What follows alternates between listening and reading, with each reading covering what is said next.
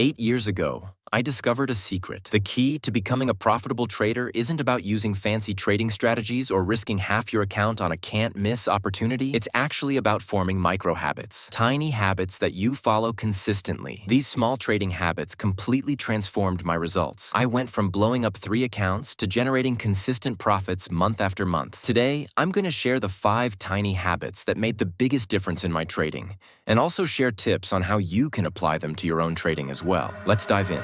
The first habit sounds deceptively simple: sitting on your hands. Trading without patience is like performing surgery after watching a YouTube video. It's dangerous and expensive. My most profitable days often involve doing almost nothing. I'm not constantly entering and exiting positions. I'm waiting, sometimes for hours, for setups that perfectly match my criteria. Here's what most beginners get wrong.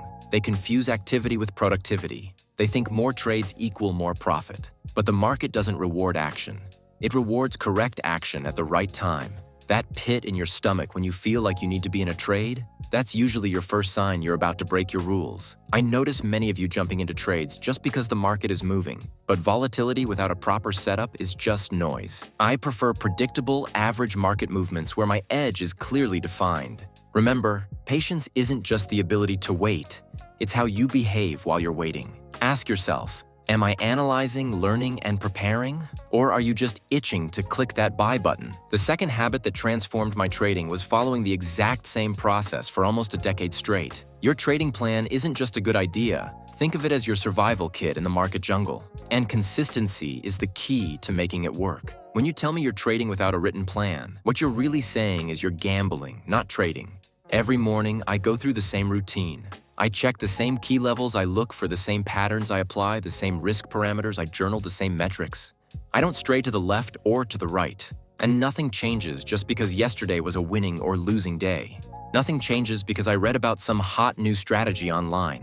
That complex strategy with 15 indicators, it's probably making your decisions slower and less accurate. Let's simplify. The pros aren't constantly searching for new tools.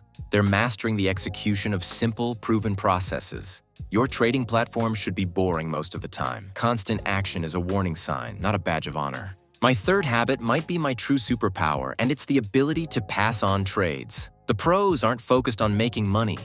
They're obsessed with not losing it. That's the mindset shift you need. That 1% risk per trade feels restrictive until you realize it's what keeps you in the game during losing streaks. But here's what separates consistently profitable traders from the rest. They don't just manage risk on the trades they take.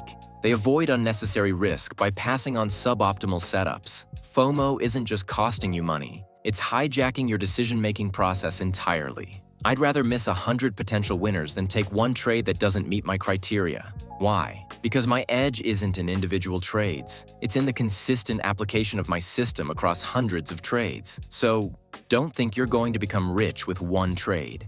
That's not how this works. It's over hundreds of trades over a long period of time. Also, stop losses aren't optional safety features. They're the seatbelts that keep you from getting ejected from the market. Are you making trading decisions based on research and your written plan? Or are you just following social media tips? Without the discipline to pass on trades, you're constantly exposing yourself to unnecessary risk. And that leads us perfectly to our next habit, which addresses the psychological root of overtrading. The fourth habit that changed everything was developing a scarcity-free mindset.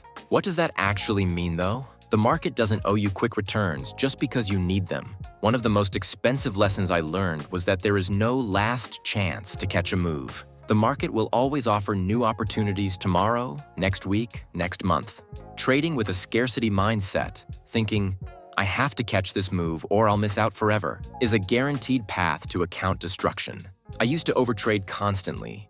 Let me show you how I broke that expensive habit. I started trusting that better setups will come if I just wait. The market has existed for centuries and will continue to provide opportunities every single day. So your expectations of making 20% daily returns aren't just unrealistic. They're the exact mindset that leads to over-leveraging. The path to consistent profits looks more like a monthly salary than a lottery win. The final habit is developing immunity to FOMO, or the fear of missing out. That urge to always be in a trade, it's your account's silent killer. I see people make this mistake over and over, and I guarantee it's what's slowing down your progress. The hardest skill in trading isn't finding opportunities. It's having the discipline to wait for the right ones. The market doesn't care about your mortgage payment or your need to recover yesterday's losses. When I see a massive volatile spike that doesn't match my setup criteria, I don't jump in out of fear of missing the move. I observe, I learn, and I wait for my edge to return. Your emotions are trying to hijack your trading plan. Every time you break your rules because this time feels different, you're letting your limbic system override years of market knowledge. Trading without emotional control is like driving blindfolded. You might get lucky for a while, but eventually you'll crash. Remember, professional traders aren't trying to double their account each month. They're building sustainable processes that work across different market conditions. So there you have it, 5 tiny habits that completely transformed my trading. You should definitely try working on these habits in your own trading. Now, if you're struggling to implement these habits, you're probably making some of the common mistakes covered in my previous video. I break down exactly how to identify and fix these critical errors. If you found value in this video, hit that like button and subscribe for more content like this.